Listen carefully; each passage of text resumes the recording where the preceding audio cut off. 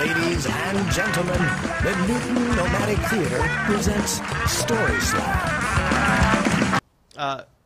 Fruit of the Loom, tidy whities. That was the underwear my mother bought for all of the men in her family, including my dad. We would get new pairs at least once a year, wrapped in Christmas paper and stuffed in our stocking along with some candy and a small toy. And when times were tough, we couldn't always afford the name brand of Fruit of the Loom, but they would always be tight, white briefs. Now, I don't know how important the tight part was, but the white part was critical. When I was old enough, my mother taught me how to do my own laundry, and she explained how to separate the whites from the colors, and how the whites would get a cup of bleach. And the bleach served two purposes. It helped to keep things white, and it also killed germs. My mom had a rather broad definition of whites. It was anything that could come into contact with germs. So it was your socks and your underwear, but it was also your sheets and your pillowcases and your bath towels. When we would get new bath towels, they would be plush for a load or two, but then bleach would do what it always does, rob things of their color, and destroy the fabric to the point where you would get out of the shower and it was like wrapping burlap around your body, but at least it was clean. When I was a teen, we had a family friend that was visiting us, a young woman in her early 20s, and there was some accident with soup or something, I don't remember, but my mom volunteered to wash her clothes for her so she would have clean clothes to wear when she left that night. And later, my mom came to me very privately and explained that this young woman's panties were gray. And she said it as if she had found drugs in her clothes. And it wasn't that they were dirty, it was just that she was washing her underwear with her colors and just how horrible it was. I mean, didn't she have any pride? And that was really it. It was this idea that we were meeting this minimum standard. I mean, we were poor, and so we couldn't go on vacation like everyone else. But we were meeting this minimum standard, like, darn it, at least we had white underwear. And I still wear white underwear to this day, because tidy whities played a very important role in my growing up. My husband has begged me to branch out a little, and really the best I could manage is white boxer briefs. Beyond that, I'm losing my mind. And I'm explaining all of this so you could try to understand the predicament that I was in. This was last summer. I'm a software engineer. I work for a high-tech company. And it's, you know, it's a casual place. And in the summertime, I get to wear a t-shirt, and shorts and sandals to work. I mean, it's pretty sweet. And this one morning, I went to the gym, and I had this amazing workout before going to the office, and I showered, and I went back to my locker and reached into my gym bag for the second pair of underwear that I always have with me. But on this particular morning, what I thought was a pair of underwear was actually a white poly bag from CVS. And I was really having a hard time because I didn't know what to do. Having a sound issue. I thought about what to do at this point, and I figured, well, maybe I could just wear the underwear I had worked out in. But I picked it up, and it was really wet with perspiration, and there was no way it was going to touch my skin again. And I didn't have time to go home and change, and so there was really only one choice left.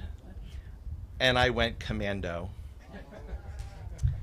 And I figured, you know, it's going to be fine. Like, I was scared, and this was like a real stretch for me emotionally. but my mom had died years ago, and there was no way she was going to be ashamed any longer. And besides, like, what was the worst that could happen? I mean, what, someone's going to pick up on a gentle sway they didn't notice the day before? I mean, come on, it's going to be okay. And it was fine until after lunch. See, eating lunch causes this rather natural systolic action to occur, and I had to go to the bathroom. And I closed the stall door behind me, and in a deft move that I do often, I proceeded to bend over and unbutton my pants, and the button, the lone button, popped off of my shorts and skittered across the bathroom floor. And I reached out to it in some hope that I could somehow fasten it back to my pants, you know, as if I carried around a spare needle and thread. I mean, I'm gay, but I'm not that gay. And then when I finally did recover it, I realized my mom did have a hand in this, because the button hadn't broken the thread like I had assumed. No, the button itself was broken. And this cloven piece of plastic wasn't going to be able to rescue me. And so all I could do was zip up. And while zippers are called a fastener, they're really meant to go up and down with some relative ease. And so I walked very carefully back to my office and shut the door and sat down and remained seated the rest of the day. And I made it, but I was scared that maybe at some point through some wardrobe malfunction I was going to be facing a sexual harassment lawsuit. But I got to the end of the day and I bicycled home without getting arrested, and got home, changed my clothes, threw my shorts in the wash, but as a sign of some real progress, no bleach. Thank you. I want to tell you a story about one day at the very beginning of the summer, about 15 or 20 years ago.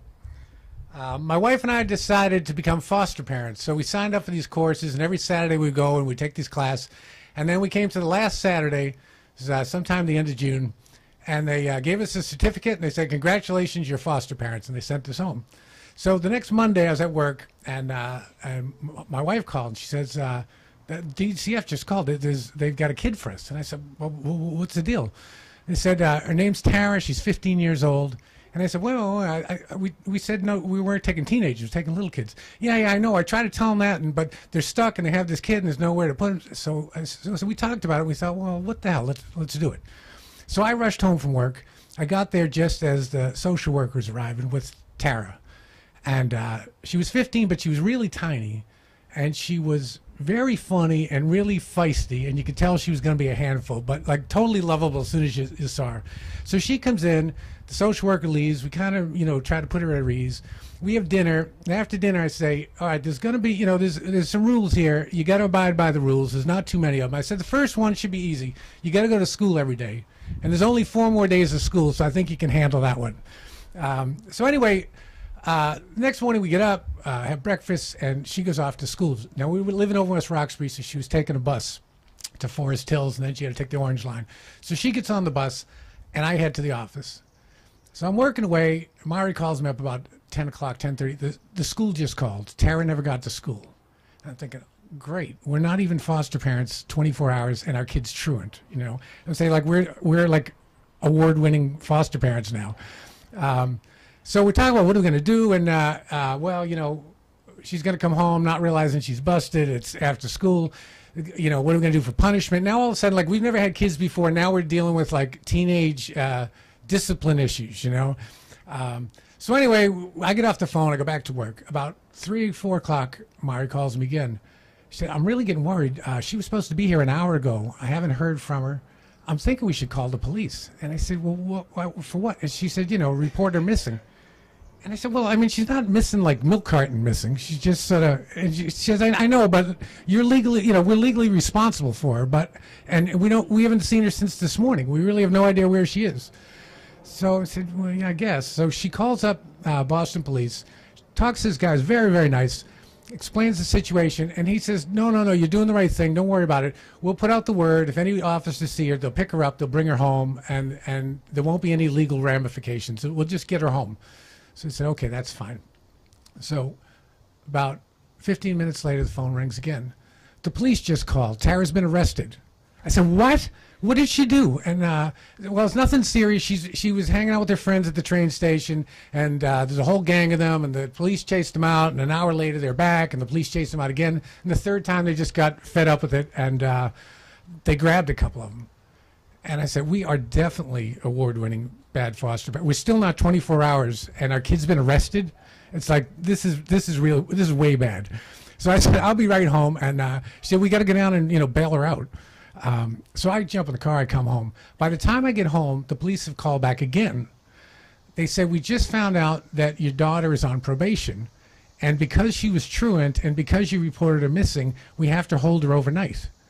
And we said, she's 15 years old. We like a night in jail? And they said, well, yeah, she has to. And my wife started arguing with them. And they said, look, it's not up to us. We have no choice in this. She's violating her probation. She has to be arraigned at the court, and she has to spend the night in jail. So I'm like, this is nuts. A 15-year-old, a night in jail.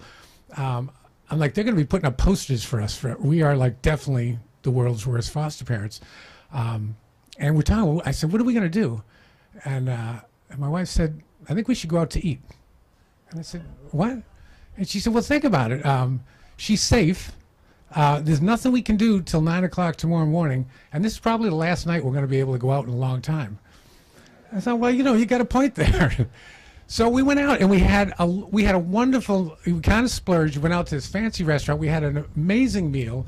And we were totally guilty and totally giddy at the same time, talking about, winning the award for, here we are out at a fancy restaurant while our kid's in jail, rotting in a prison cell. How bad are we? So anyway, the next morning we get up, we go down to the Roxbury Courthouse. We go in, we don't know what's going on. My wife goes and talks to a guy, explains what's going on. He thinks this is the funniest thing he ever heard, this is our first day. He starts telling everybody else in the courthouse. People are like pointing at us and the thing. We go into the courtroom that starts at like 9 o'clock. We go in, and the first three cases are like, there's like an armed robbery, a burglary, a DUI. I mean, these are all serious, cases, people being arraigned.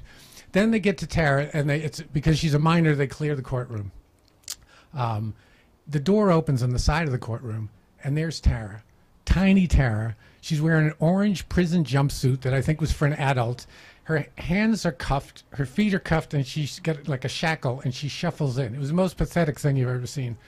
And the judge calls her up, and the judge was great. The judge was like, she was really stern and tried to like, kind of rattle her a bit that, you're going down a really dangerous path. And anyway, the judge releases her to our custody. She goes back and gets changed in her clothes and comes out. And we walk out of the courthouse, and she doesn't say a word. We go across the lobby, doesn't say a word. And we walk out the front door.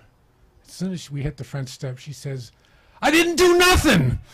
And that was our first day as foster parents.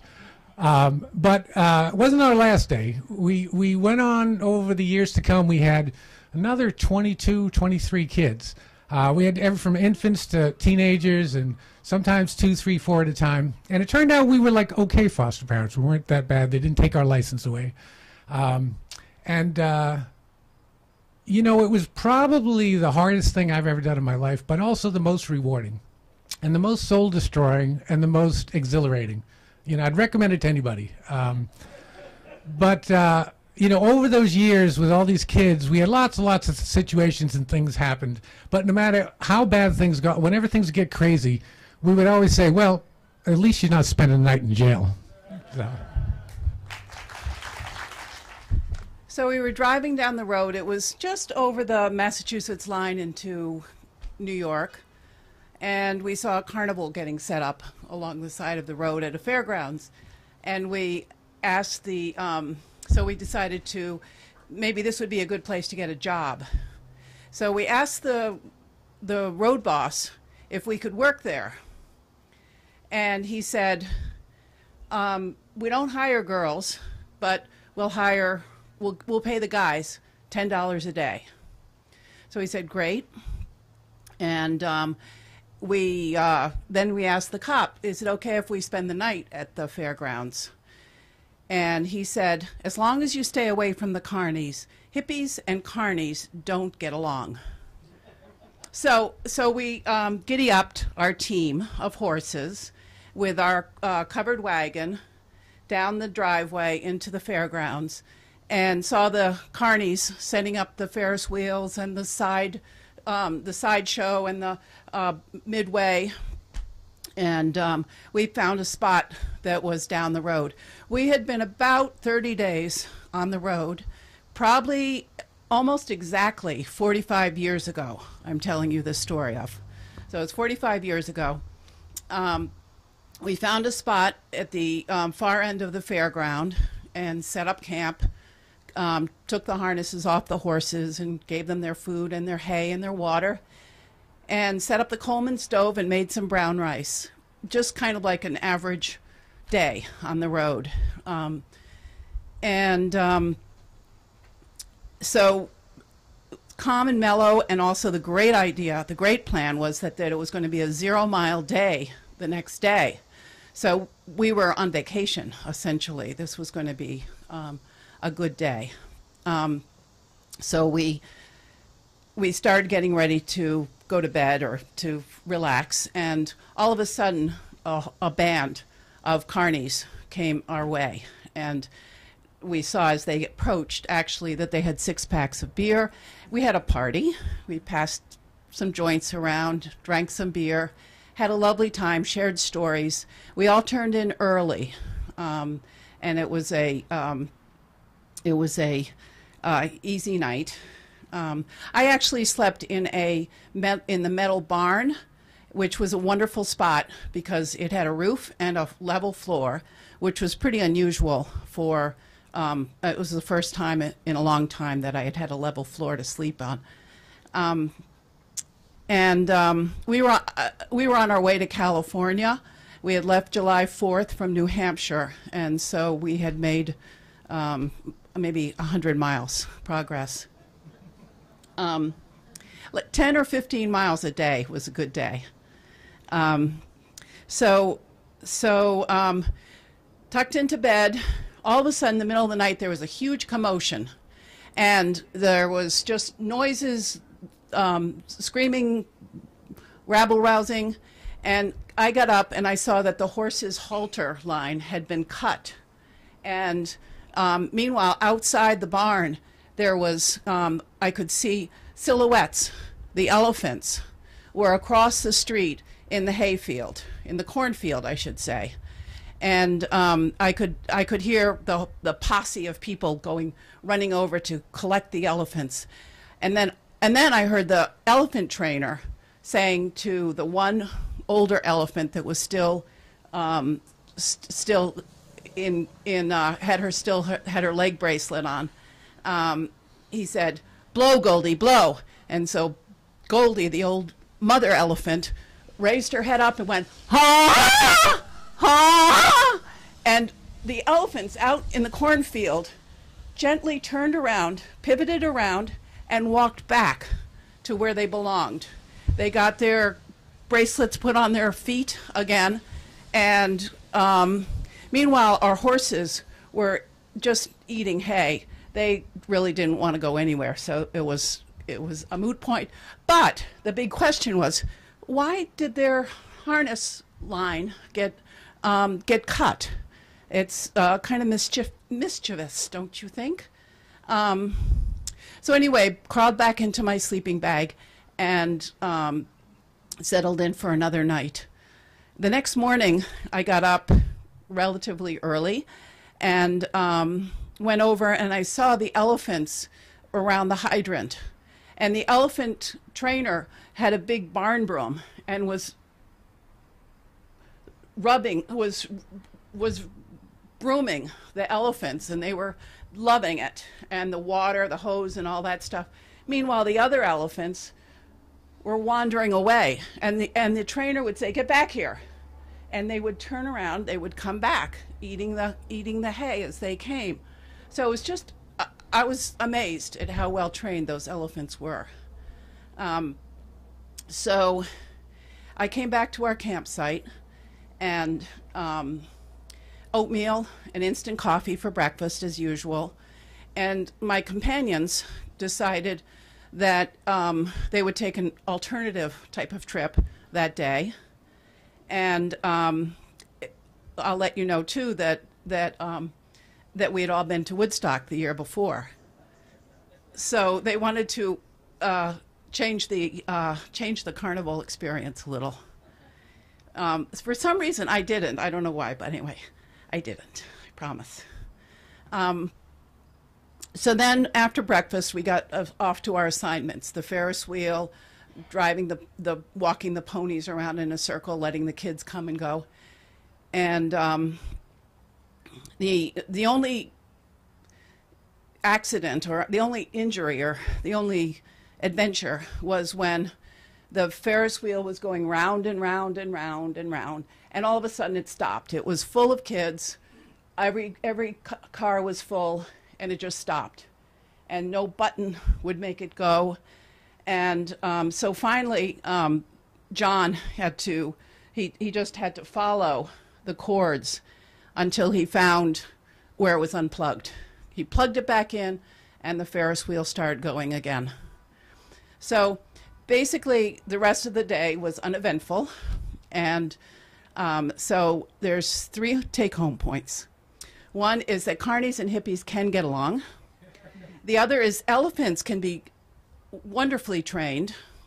And the third point is that sometimes if things don't go right, just look for the plug and plug it in.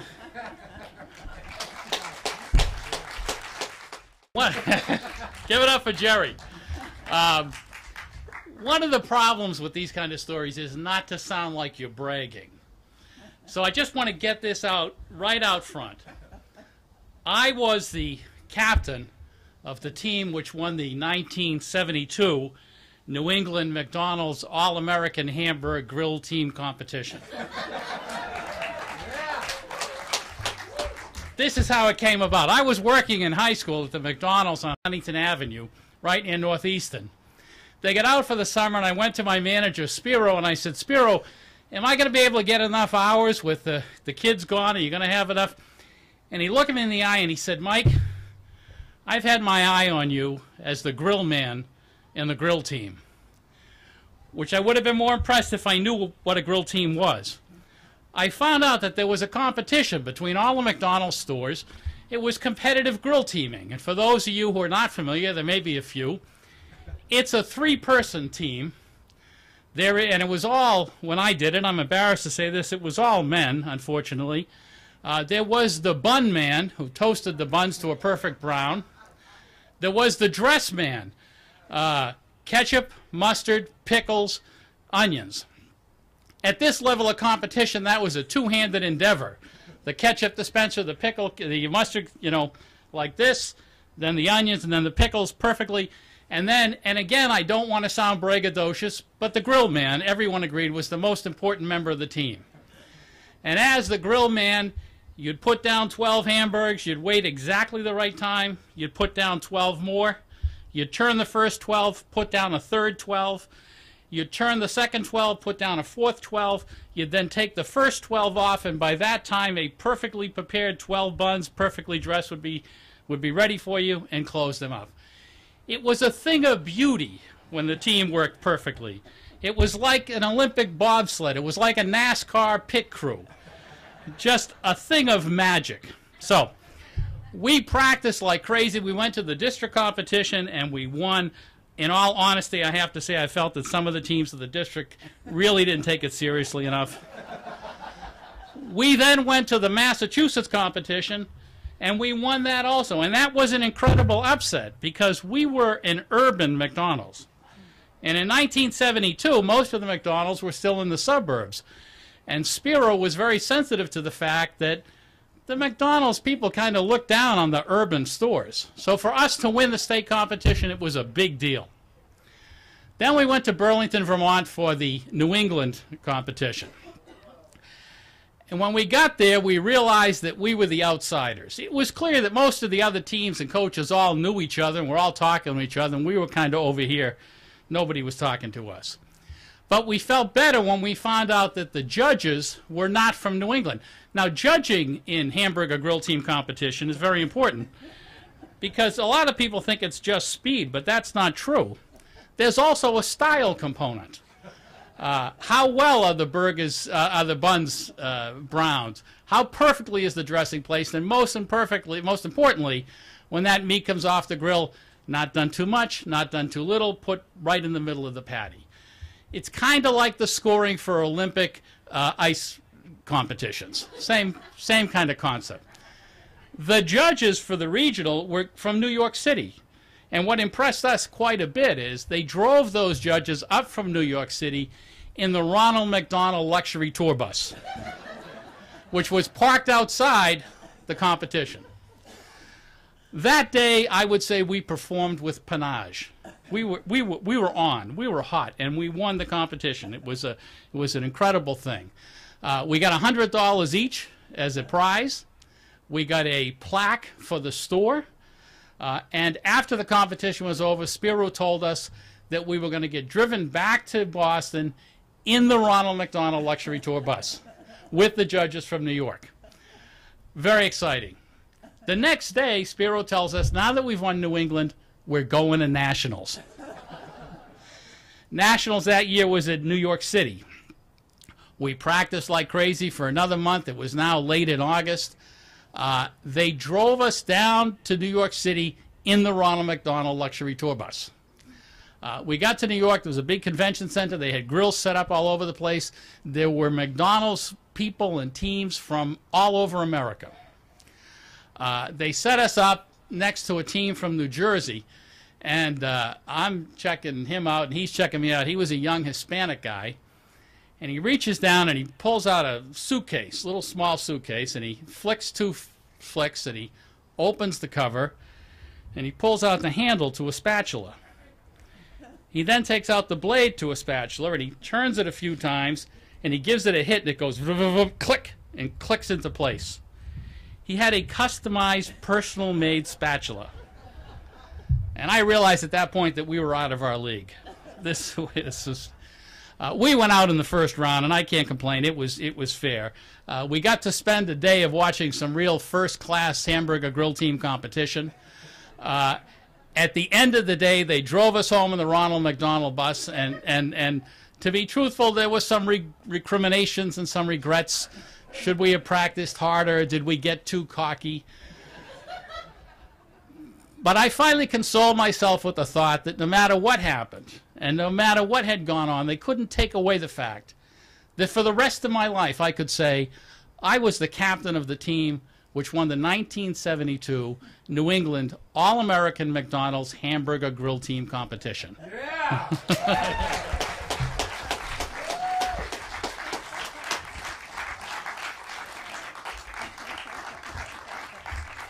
We are a very accomplished family.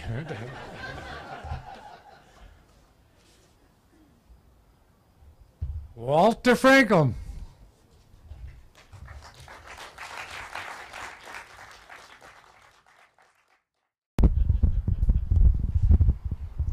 It was 1981. I was 16 years old, and I was so looking forward to spending the summer in my grandmother's shack on the Long Beach Island in the Jersey Shore. But I couldn't find a job down at the Jersey Shore, so my grandmother was very clear. She was not going to support my addiction, my habit for frozen custard and miniature golf. I got stuck in Philly for the summer, and that's when things went horribly wrong. That's the summer that I spent in a lockup facility for the criminally insane. A friend of my father's came over to the house one day. She said, "Walter, what are your plans for the summer?" I said, "Well, I can't find a job, Naomi." I said, "I'm stuck in the city." She says, "I have the perfect job for you." She goes, "I've known you your entire life. You're a nice kid. You're compassionate. You're kind. You're fun. How'd you like to be a recreational therapist?" I said, "Well, what would I have to do?" She goes, "Oh, you just play pool and ping pong with people, do some arts and crafts. Just keep them happy." I said, "And you're going to pay me to do this?" She's like, "Absolutely." I said, "Then sign me up, Naomi. I'm your man." I met her for lunch the next day, near where she worked, and she was very serious at lunch. And she said, "Walter," she said, "this is going to be a very difficult job for you.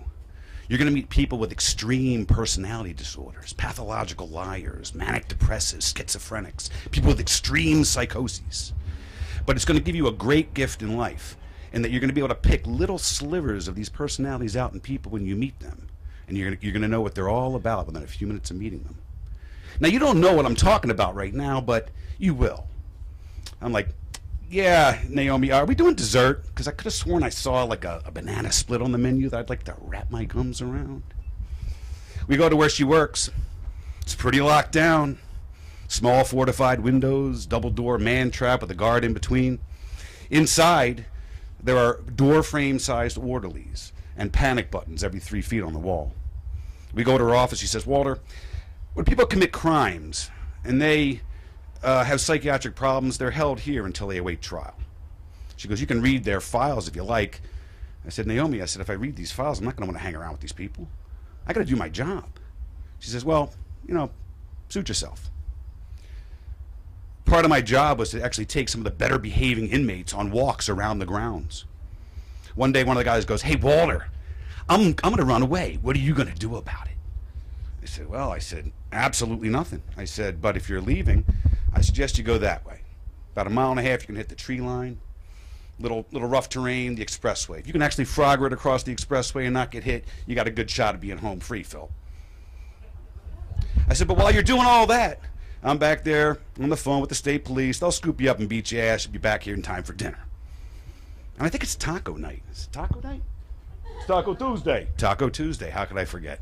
Now, meanwhile, Phil's getting all kinds of sage escape advice from some of the gaggle of geniuses that I have with me. Like, hey, stay off the road, Phil. Take off all your clothes, Phil, so the dogs don't smell you. Sleep in a tree, Phil. Phil didn't go. Every night when I left the place, all the major networks were there, 3, 6, and 10. I wasn't allowed to talk to them, so I'd say no comment, and I'd just keep walking. But I soon realized I could have a little fun with that.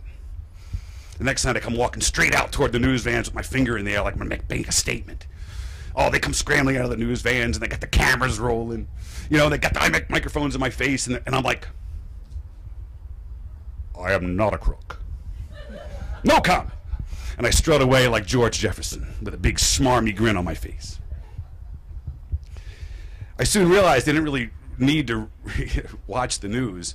I didn't need to read the files because the heinous resumes of some of my table tennis partners were broadcast every evening on the evening news. I recognized one woman one day, and I said, oh, they just brought her in today. I said, that's Ruth. I said, what a nice lady. I said, wow. I said, she makes a mean origami, too. I said, I can't believe what they're saying about her. Why would she have killed her family?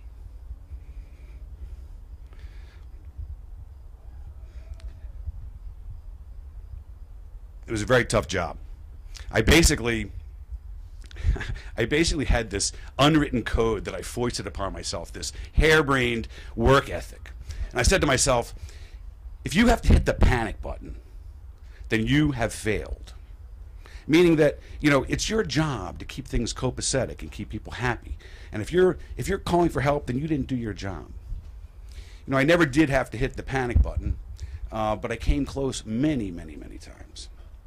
And the next summer, my friend Naomi called me and she said, Walter, what are your plans for the summer?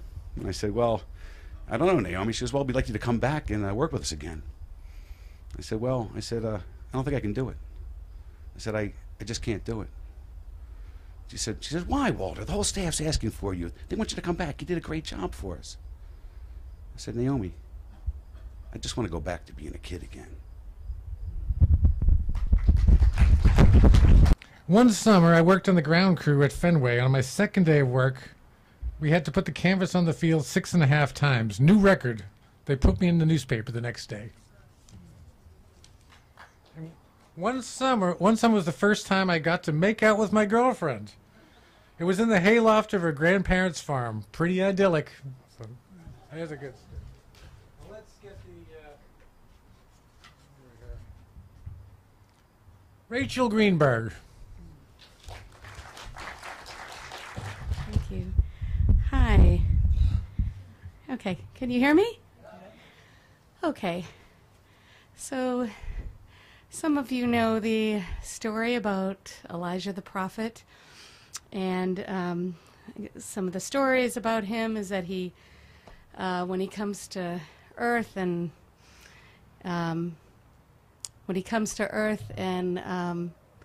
that he's often dressed as a beggar, because God wants to see how people treat Elijah before he makes his next move. So that always made me think of my brother. Now, my brother was no prophet, although I'm sure he thought he was one. But I think people probably thought he was a beggar if they saw him on the street. He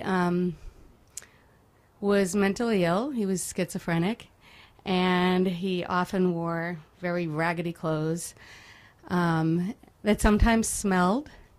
He'd get sort of a crazy look in his eye, and he would walk on the streets a lot. I think it kept him calm, just walking and walking. And he liked to talk to people on the street, people that were regulars out there, the street cleaners, people that delivered mail, people that he'd see every day. And anyway, so some of those people were police officers, firefighters, garbage collectors, and so he got to know all the people in his neighborhood. Anyway, he could be very difficult to have as a brother because he could be very demanding, especially when he was feeling pretty crazy. He'd call me up and he'd forget how many times he'd call me. Sometimes he'd call me 6, 7 times a day when he wasn't doing well. And sometimes he would go off to, I think he called it Deaconess 4. It was the 4th floor in Deaconess. And he'd go there sort of as a vacation when the voices in his head started getting to him. And that was a psychiatric unit there. And when he went there, he'd call me many times a day saying, "Rachel, will you bring me a sub? I want a sub. I want it to be steak and cheese. I want green peppers. And I want a donut. And could you get me some coffee? I want 3 sugars and 3 milks. And it has to be exactly like that." And he'd do this all the time. It didn't matter to him that I was a single parent, that I was working. Because really he was sort of the king of his own parade. And so it was difficult having a brother like this. A couple of times he took off to Israel. He had an obsession that he needed to be there to save the Jewish people. And so he would somehow take off, and nobody could figure out how. He did this even after 9/11. He did this. The last time he did this, I think, was a couple months after 9/11, and it became a big incident. And the State House got involved somehow, and it was a big international fiasco between them and the Israeli government. So my brother could be quite wily when he wanted to be. So it wasn't easy having him as a brother. Well, I lived on the West Coast for many, many years. That made it quite a bit easier. But when I came back and I was really getting involved in his life, I found out, little by little, I found out that he used to frequent the Brookline police station. And he would go there every single day. And no matter what I was doing with him, if I took him shopping, he'd say, "You got to drop me off at the police station." And I'd say, "Why, Paul?" His name was Paul, if I didn't mention that. I'd say, "Why?" And he'd say, "Well, they need me there. They depend on me. That place will fall apart if I'm not there." So I would drop him off, and I always wondered, what would he do there? And are they putting up with him? Do they ever kick him out? What goes on when he's there? But he was very hush-hush about it. I never did really find out. Until later, my brother got very ill. He had leukemia. And as he was in the hospital, I would visit him every day. And I was always the only one that visited him. One day I got the idea, I should call the Brookline police and tell them what's going on with Paul. And I did, but I left a message with somebody who it turned out was on leave, so he never got that message. Anyway, I'd go and visit him every day in the hospital, and I was the only one because both our parents were passed away. And the relatives, the cousins, aunts, uncles, they just didn't want to see him. And I think it's because maybe they could find him pretty bothersome. So I was always the only one. And one day I went to visit my brother, and as I always did, and the nurse came out and said, "Rachel, you're not going to believe this. Your brother has visitors." And I said, "Great." And she's like, "Well, no, you can't even go in there. There's a lot of visitors. There's not even room for another person." And I said, "Really?" I said, "Well, I got to see this." So I went up to his room, and out of his room exits the captain of the Brookline Police. And then there's a sergeant, and another sergeant, and every single person in the Brookline Police Force, it seemed, was in that tiny little hospital room. And I thought my brother was dying, because he had been dying for a day or two. And from the chemotherapy, it got him very ill. And they came with things to give him. They had T-shirts. They had all kinds of police insignia. And the captain of the police force had an Israeli flag that he had gotten from the mayor of Jerusalem in Hebrew that said Israeli Police Force. And they all shook my hand, and I talked to them. And after they left, my brother started getting better. And he got better and better and better. And he lived pretty well for another 6 months. And during that time, he was never alone. When I wasn't with him, there was some officer from the Brookline Police with him all the time.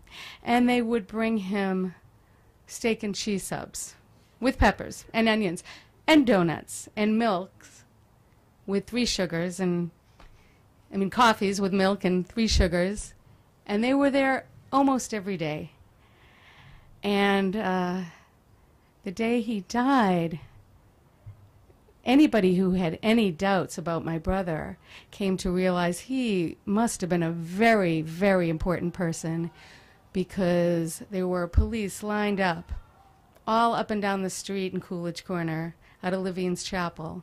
And they gave him a, I think, what's it called, an honor guard. They lined the streets in Brookline. They stopped traffic everywhere. And people all over the place wondered who was buried that day. Was it a dignitary? Was it a celebrity? Was it a politician? And I knew that it was my brother, Paul Greenberg, because he was a very important person. Thank you.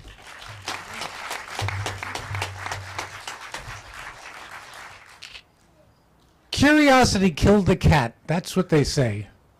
And I believe it's true. Curiosity is a powerful thing. And a few summers ago, we were camping down the Cape, which we do, my family and I does it every summer.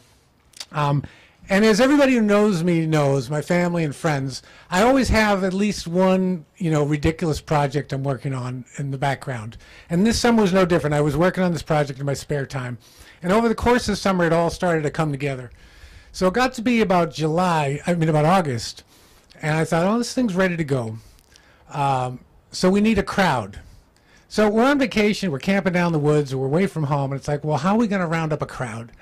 So I decided to do an experiment, which was to try to tap into the power of curiosity. And I had no idea whether this was going to work or not. So here's what I did. For a week, every single person that I ran into, people in line at the store, people in parking lots, campers at the campground, random people on the beach, I would just go up to them and I would say, next Sunday night, we are unveiling a spectacle never before seen on Cape Cod. It's going to be amazing. It's going to be at Whitecrest Beach. It's 9 o'clock. You're invited. Anybody you want to bring is invited.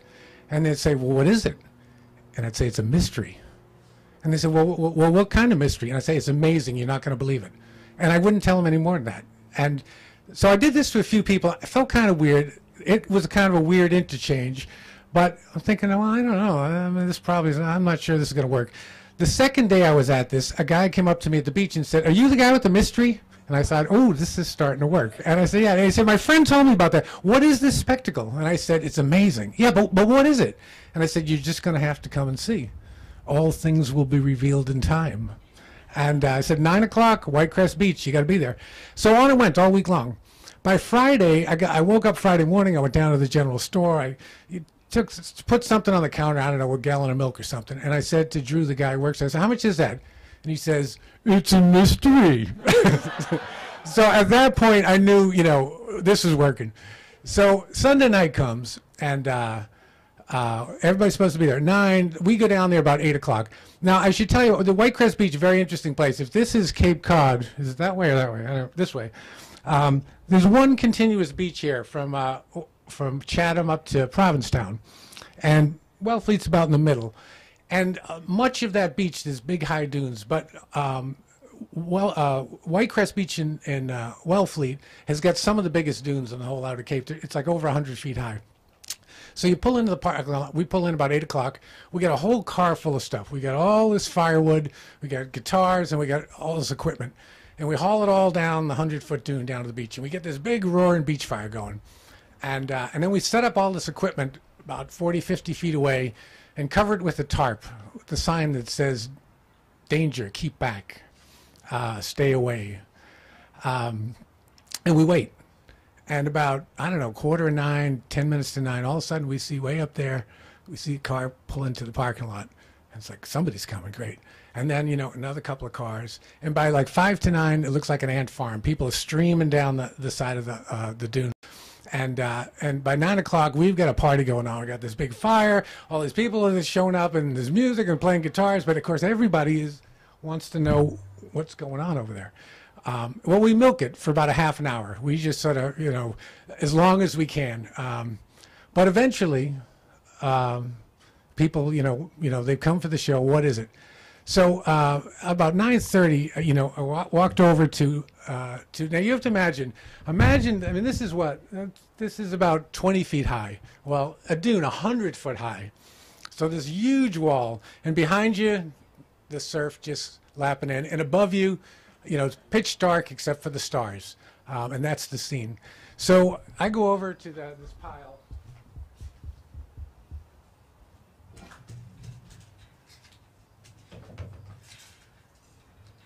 And I pull out 2 of these. And the people there had the same kind of quizzical look on their faces that you have right now. And we set these up. 2 of them side by side.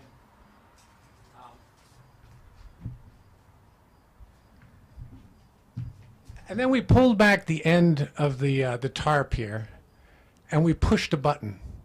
And this entire 100-foot high sand dune fills up with this giant picture of 2 cavemen drawing on the wall of a cave.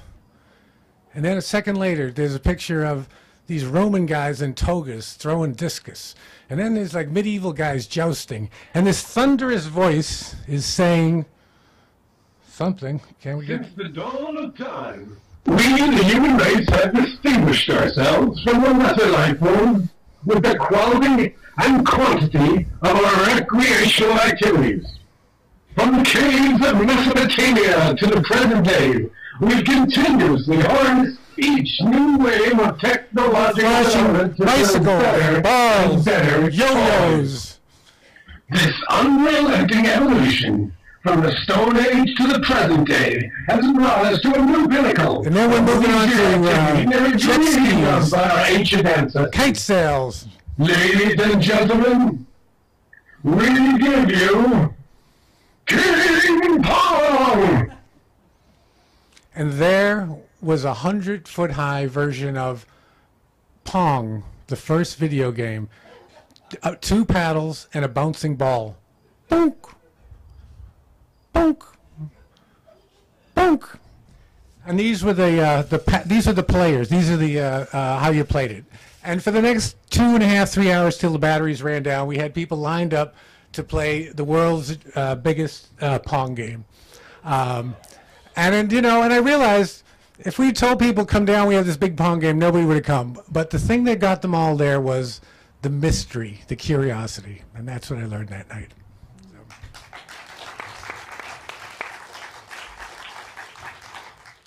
I want to tell you, I told you at the start that we are the Newton Nomadic Theater. Our next play is going to be in the end of September. We're very excited about it. It's called The Compass Rose. It's by a wonderful playwright named Ronan Noon. And if you're a theater person, you probably know that name because Ronan Noon, there was a premiere of his play at the Huntington this past winter, Second Girl, I think it was called. And New Repertory did a premiere of Scenes from an Adultery, another Ronan Noon play. And our little theater is doing a premiere of another Ronan Noon play, Compass Rose.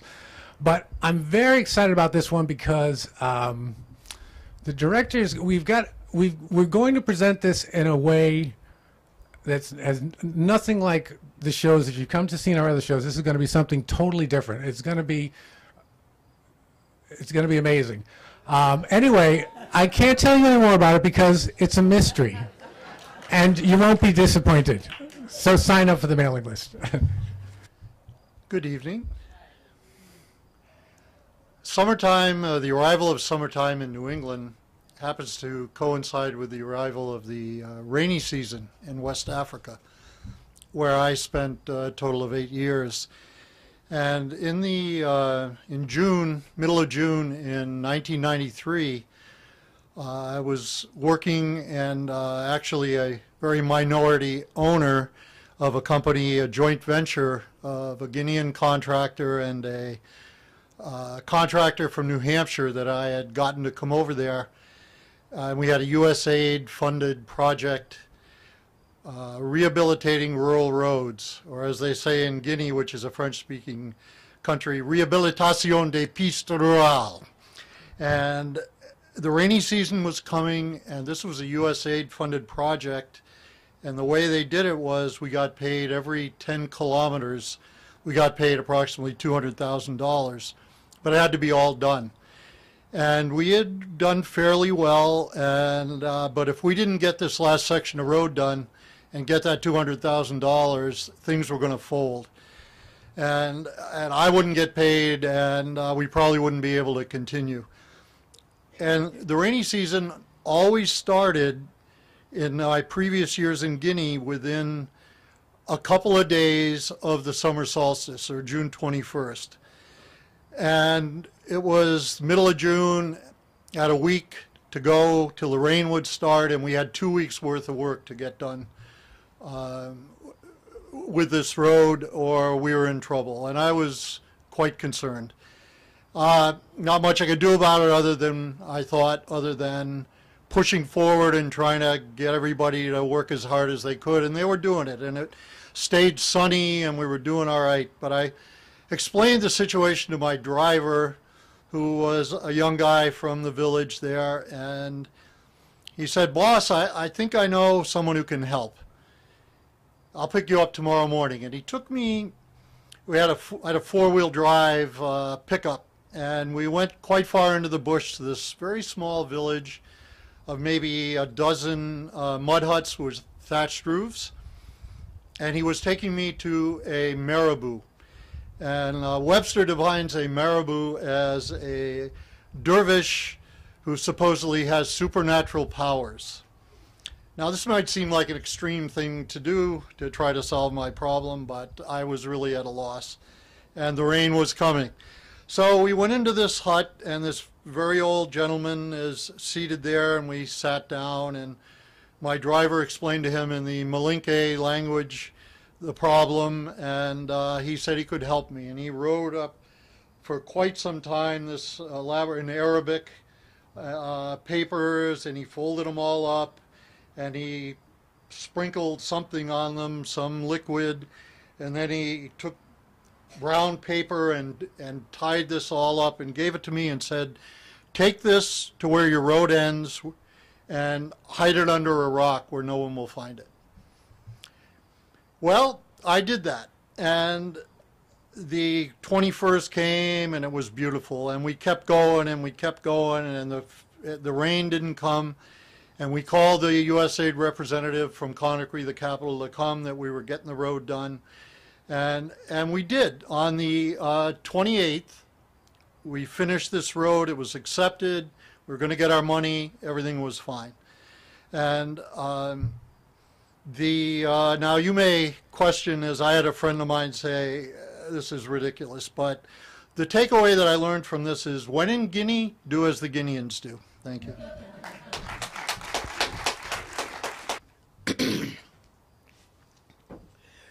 The story happened in the summer. Actually, the beginning of it didn't happen in the summer. I had never seen actors who worked as deeply as these actors from the Polish Theater Lab. Nobody in New York had ever seen actors like that. And their director, who was responsible for it all, had written things about how when actors give of themselves all the way, theater becomes holy. I had never known any theater I had been around to be holy, but I'd seen it. And I wanted to study with this man. And he had 2 seminars coming up, one in France for 6 weeks in the summer, and one in Poland for 6 months in the winter. And it took, they both wanted the same essay, why I wanted to study with Mr. Grotowski. Well, so I wrote them off, and I wrote them out and sent them both out off to France and to Poland. And I got a no right away from France. They said he wants people who have no training. And I thought, oh, well, that's that. But then 2 weeks later, at 5 a.m., I got a cable from Poland in French. It said, salutations. I look forward to meeting you. There will be interviews and a few auditions, and there is no charge. Felicitations, Grat. Grat? He's so ambiguous. I mean, what does this mean? I'd already been rejected. And I called up his agent, Madame Calvais. I have not the faintest idea. And so I thought, who do I know who knows Grotowski? And I thought, Andre Gregory. And I called him up, and he said, oh, that's great. He said, just go. He said, don't worry about the rejection. He said, he decides. They don't dare throw you out. He just decides, just go. And, you know, he likes to be ambiguous. And he likes people who take risks. Well, I had never taken a risk that cost money before. But there I was, flying across the ocean, and there I was in France, waiting with 40 other people from the States and Mali and Japan and everywhere else in Europe. And there was a woman walking around collecting names, and on a clipboard, and I said, mine, and she said, but you're not even supposed to be here. And I said, I know. And so she sent word up to Grotowski, and a message came back down. He would see me after everybody else. Well, it's 3 a.m. when I get into the room, which is a huge studio, and it's very dark except for this one little pool of light made by a little student gooseneck lamp. And there sits Grotowski behind this table that's piled with papers and ashtrays. And he's got his jacket off, and his shirt looks like it's marinated. And he's looking at me through a lot of dense cigarette smoke. And he said, he asked me a couple of questions. Then he got right down to business. And he said, have you ever had a totally satisfying theater experience? And I said, yes, twice. And he said, and did they have anything in common? And I said, oh, they both asked that I go into the unknown. Very well, then for tomorrow night, you can prepare an etude of some 30 minutes duration in which you demonstrate your need for the unknown. Well, I was still in the running. There were 20 of us left, and there would be 10 after he picked the people from the auditions.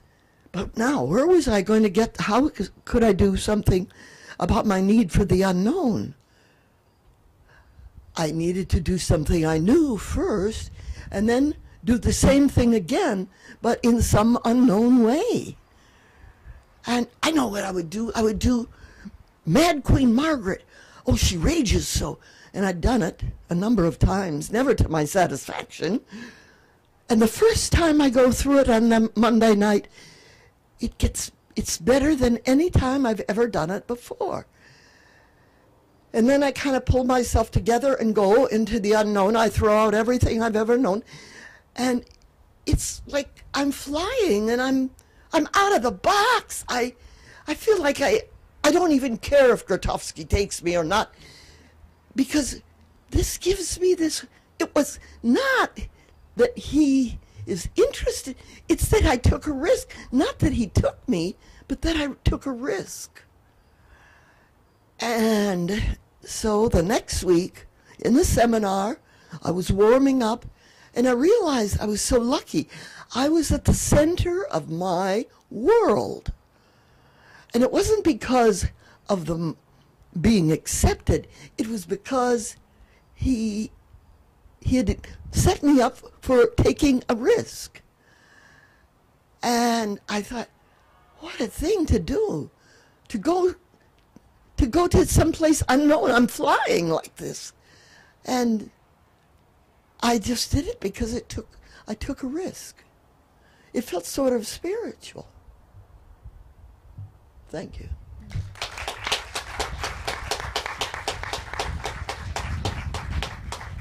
I just decided to do this. I have not told it before to a group, so I'm a little nervous. But it's a true story.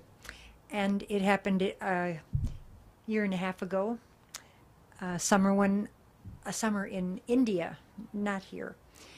I'm a traveler, and I like India very much. I had been there 7 times, always by myself, and I know the country, the north, south, east, all parts of it. Sometimes I volunteer and teach English, and sometimes I just travel. This trip, I was headed for Nagaland, and Nagaland is in the northeast corner of India, above Bangladesh. You might have not seen that state, but there are 5 states up there, 7 actually, that are separate from the rest of India. And the people are less developed in their culture, but I don't consider them less or different. They're just different. That's what I want to say. They were headhunters about 30, 40 years ago, and very fierce. And it's only been in the last 4 or 5 years that they've allowed tourists to go there. And I'm very interested in tribal people, so I decided to go. Well, as I said, I've been to India 7 times, and I've never had a bad experience anywhere. People are very welcoming and warm and generous, and I've been invited into homes many times and treated very nicely. I guess that's why I like India so much. But I also love their arts and the music, their dance, everything about India, their food. So I took this train ride across India to Nagaland, a very long ride. It was about 27 hours from Gujarat, which is in the western part of India. And I usually travel the lowest class because it's cheaper, and I spend 4 months in India every time I go. So I like to do that for 2 reasons. One is it's cheaper, and the other is you meet more people if you travel on the cheaper classes, which is a second class non-AC.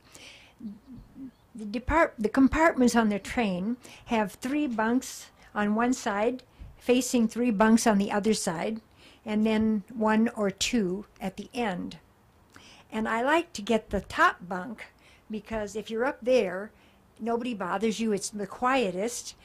People go through, vendors go through selling tea and food, and you don't hear them as much if you're up high.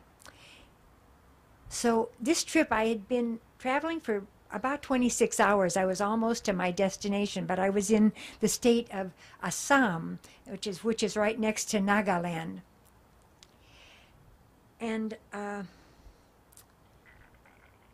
had been sleeping on the top bunk, but it was nighttime, about 10:30, and I had to go to the bathroom. So I quietly climbed down the ladder, and I went into the bathroom. And when I came back, on the bottom bunk on the other side, an old man was sitting there, sort of eating some cookies. And he looked at me, and he passed me a cookie. And I said, "Oh, no, thank you. I'm not hungry, thank you. And I started to climb up, and he kept saying, "Oh, please, please."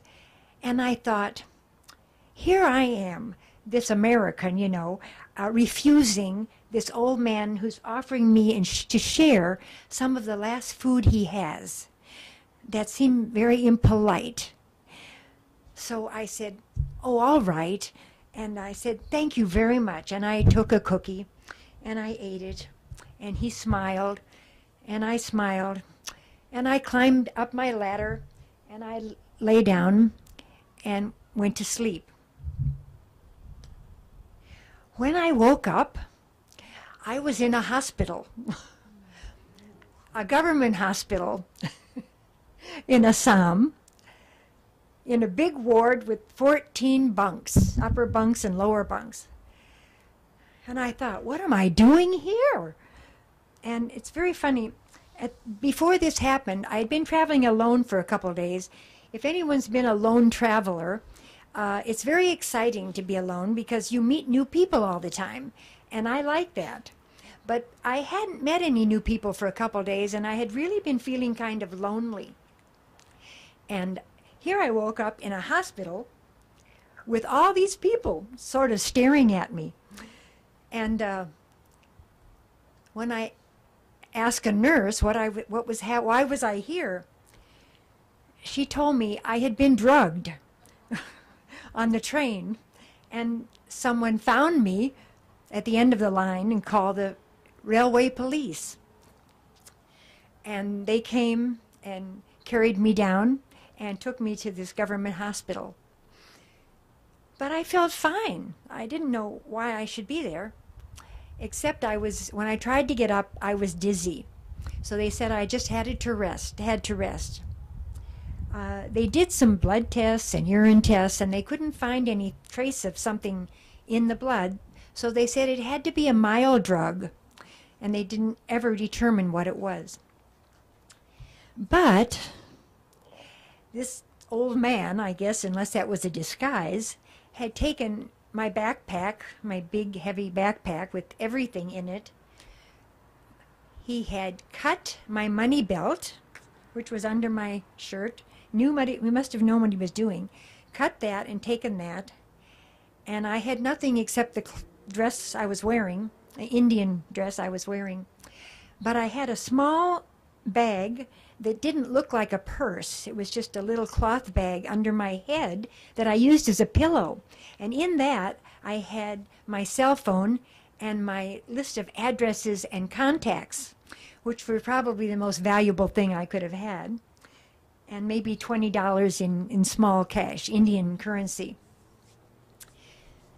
But when he cut my money belt, he took out my passport and left it on the bunk.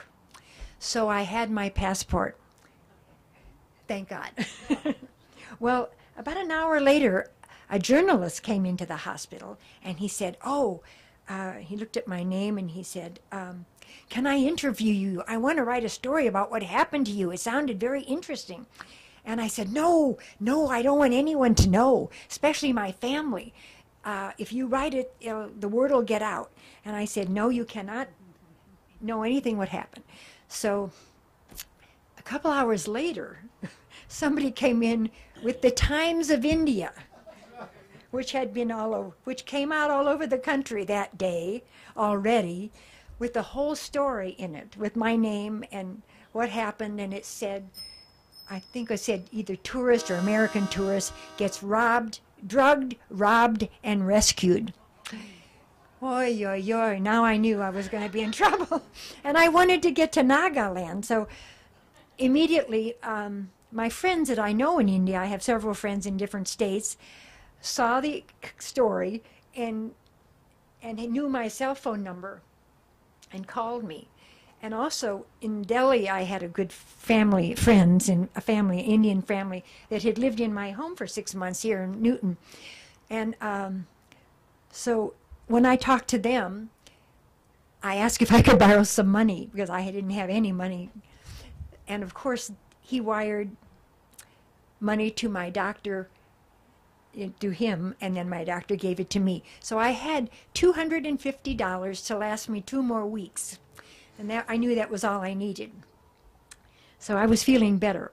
Well, in the hospital, it was such a fun experience because, one more minute, I met all these people. We didn't speak the same language, but I'm an artist and I draw. So I sketched pictures of people and I gave them to them, and they liked that a lot. And I watched their families come and visit them every day, and they massaged them and talked to them and were so loving, and they brought them food. It was such a wonderful atmosphere, and they brought me things. And every day, 5 policemen came in to see me.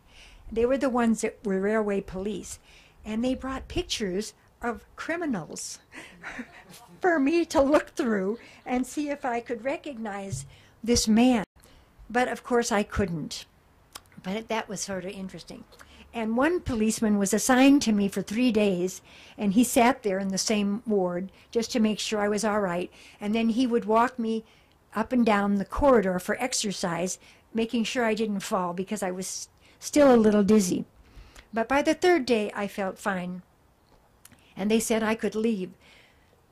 So I said goodbye. All the staff came. The patients were friendly and said goodbye. We took lots of pictures, the nurses, doctors, and they wouldn't let me pay a penny, even though I had insurance. And I said, please, I want to pay for everything.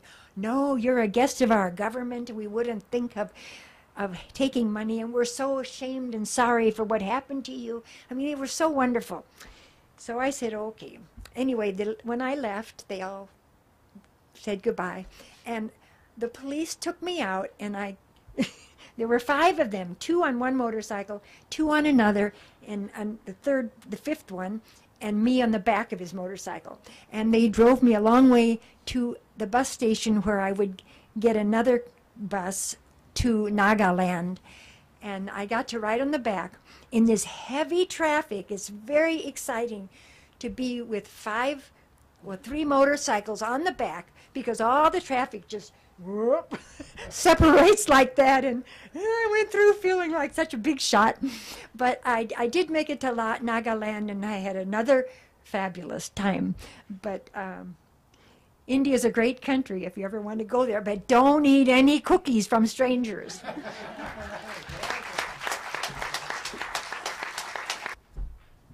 It's a heavy burden to bring up the rear. So I have 3 very short stories about encounters with famous people. So my very first week in college, freshman week, classes hadn't even started yet. Freshman week is people sort of feeling each other out and getting to know each other and posturing a little bit maybe. And I ended up in a conversation with a friend of mine, Mikola, who was this very, very liberal woman from Cambridge, and this other guy who lived down the hall who I hadn't met yet. And the 2 of them got into this very animated political discussion about abortion, and she was very liberal and very feminist, and he was very conservative and was saying things like, well, if they don't want to have kids, they just shouldn't get pregnant. And I was like, oh, who says things like this? And I couldn't imagine. I sort of didn't even get involved, although usually I'm very political. And after like an hour of the discussion, I said, I can't stand this. And I went back to my room, And my roommate said, oh, well, you know, what were you doing? I said, I don't know. I met this guy, Ted Cruz. He is the biggest jerk I've ever met. So, claim to fame number one. I thought Ted Cruz was a jerk before anybody in America. I swear that's true. He lived down the hall from me. And I am so sorry about him. So, one of my jobs, I worked for Ernst & Young for a while. We had the historian and author David McCullough came in and gave a speech there, which was really amazing. My boss introduced him as the author of Path Between the Seas, the longest book that he was ever sorry when he got to the end. And everybody thought, longest book that, oh, okay, yeah, that's good, that's good. And he gave this amazing speech. He's an incredible guy. You know, maybe you've seen him on PBS, it's an American Century. And we had this reception after for him, and I walked up to him and I said, oh, that was really great, Mr. McCullough, I really enjoyed that. You know, what are you working on now? And he said, well, as a matter of fact, my next book is about John Adams. And I was like, oh, that's great. And this was, you know, shortly before John Adams came out. And one of my coworkers was standing next to me, and she said, oh, will it be illustrated with cartoons like all of your other books? And I'm thinking, what are you talking about? Like, I was just ashamed. Like, this guy's going to think we're an idiot. And he completely unflappable, doesn't mean a beat. And he says, well, you're thinking of David Macaulay. David Macaulay, the guy who writes, you know, The Way Things Work, illustrated with cartoons. And, you know, it's not, you know, McCullough wrote The Great Bridge, about the Brooklyn Bridge. He wrote Path Between the Seas, about the Panama Canal. David Macaulay writes about the Empire State Building and the Brooklyn. It's not all that, but I was, you know, I felt like it was a close call. We could have looked really terrible there, but obviously this has happened to him multiple times.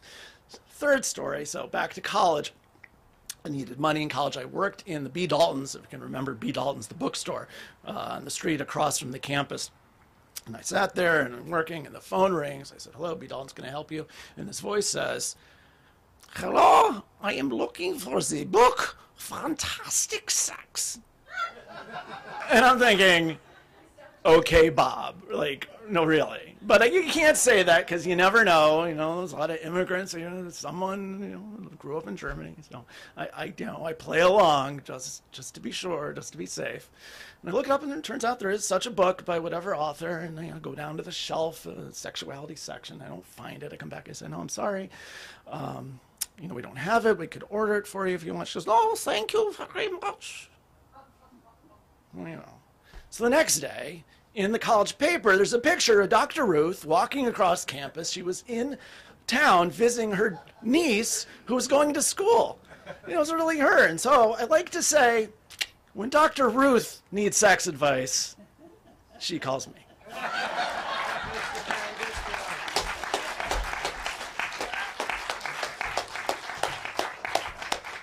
What a great note to end on there. Well, that's the end of our hat there. Can we get all the storytellers up here? Come on up here.